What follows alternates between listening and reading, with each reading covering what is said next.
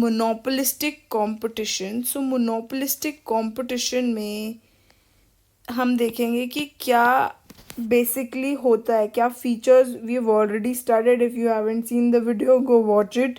अब हम देखते हैं, उसके बाद हम चैम्बरलिन मॉडल पढ़ने से पहले एक कॉन्सेप्ट पूरा अच्छे से होना चाहिए।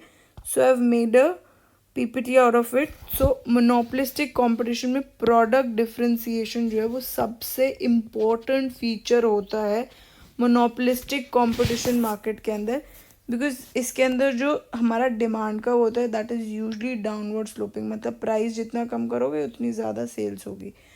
एंड जो प्रोडक्ट डिफरेंशिएशन है वो एक मोनोपोली पार देता है फर्म को कि वो उन अपने प्रोडक्ट को यूनिक बना सके।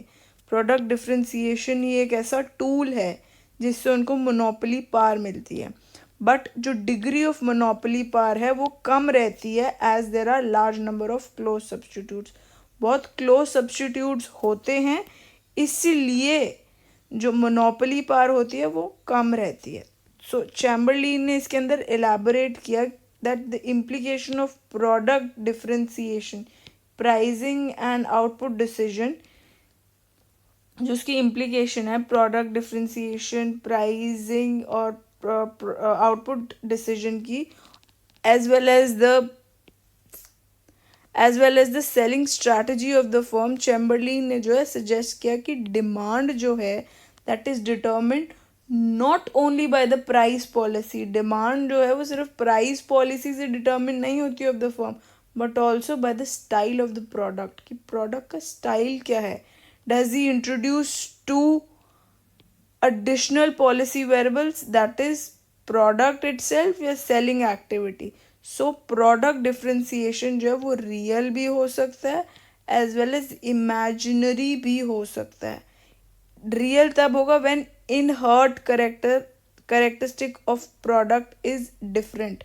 जब इनर्ट करेक्टरिस्टिक जो प्रोडक्ट का है वो अलग है तब उसको हम बोलेंगे रियल है। On the other hand imaginary differentiation जो है अकर तब होता है जब प्रोडक्ट को बेसिकली सेम होता है बट प्रोडक्ट जो कंज्यूमर है is persuaded by advertisement. Advertisement से उसे लुभाया जाता है, that is imaginary differentiation. Real जब उसका इनर्ट करेक्टर ही थोड़ा डिफरेंट होगा तब रियल बोलते हैं डिफरेंशिएशन है।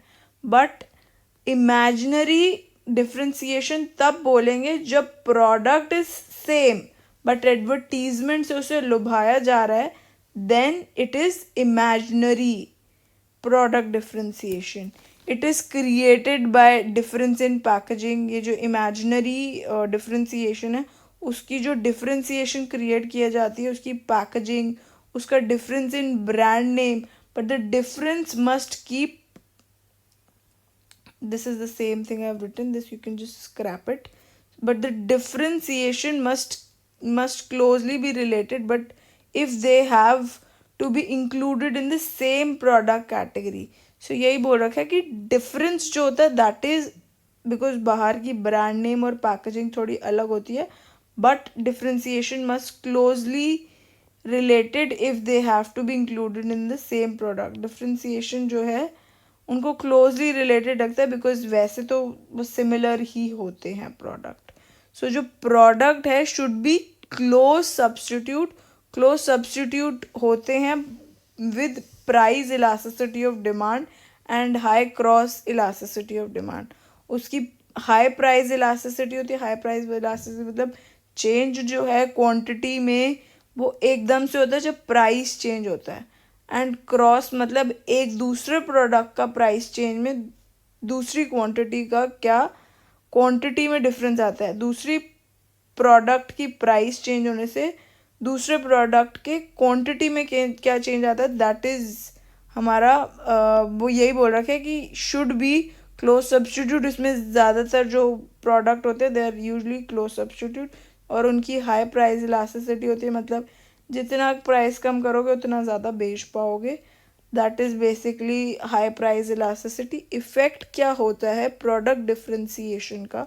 First, due to product differentiation producers के पास have some control in determination of price. जब प्रोडक्ट अलग अलग है तो उनके पास एक होल्ड रहता है कि वो प्राइस को डिटर्मिन कर सके। जैसे हमने परफेक्ट कंपटीशन में पढ़ा था, उसमें हमने बोला था कि फर्म्स का कोई कंट्रोल नहीं होता प्राइस डिटर्मिनेशन में। क्यों? Because firms are price taker, और सिंस उनके प्रोडक्ट डिफ्रेंसिएशन ही नहीं होता, तो वो अपने प्रोडक्ट को डिफ्रेंशिएट कैसे करेंगी? मतलब जब डिफ्रेंसिएशन नहीं है तो उनके पास मोनोपोली पावर भी नहीं है कि वो प्राइस को डिटर्मिन कर सके।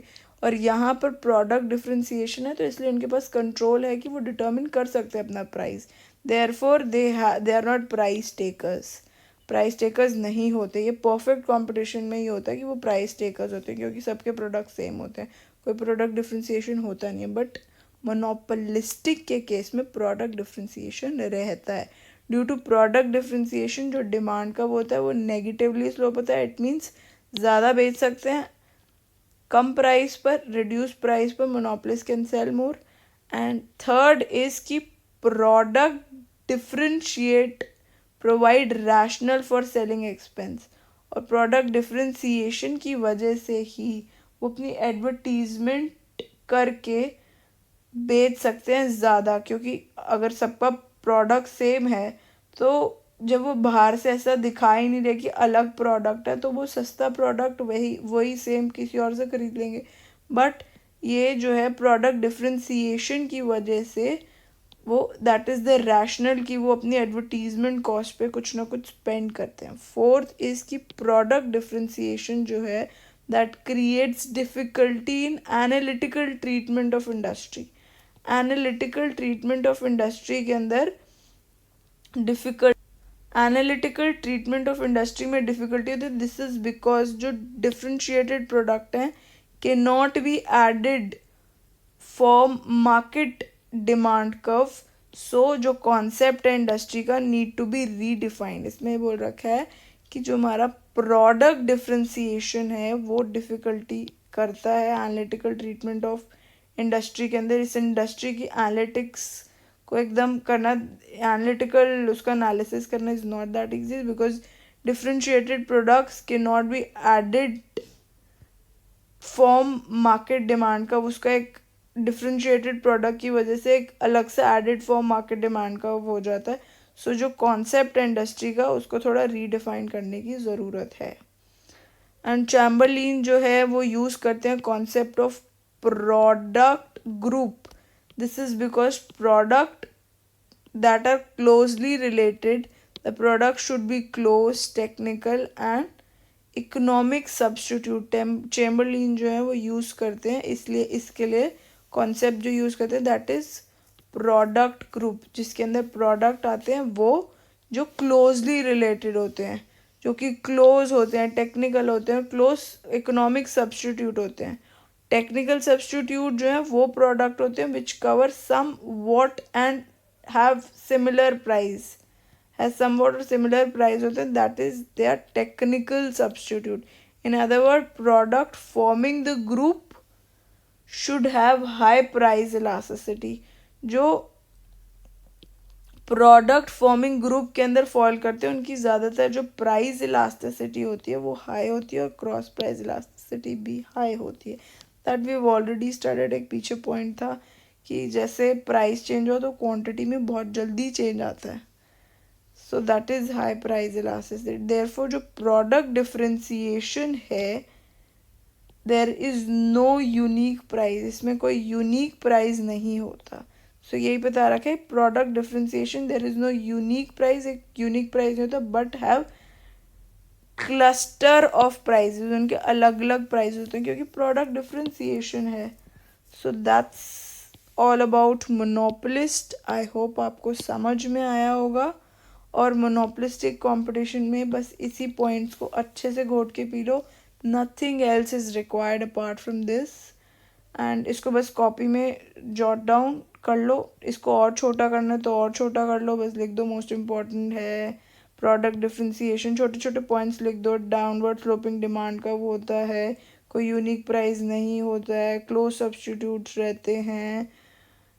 और चैम्बरलिन का लिख दो। चैम्बरलिन के अभी आगे मॉडल्स पढ़ेंगे, 3 मॉडल्स हैं ABC, that will be studying, stay tuned for that. बहुत इंपॉर्टेंट क्वेश्चन है, आता ही आता है, और एक्सेस कैपेसिटी वाला क्वेश्चन ज़रूर आता है, तो that I will be putting, stay tuned for that.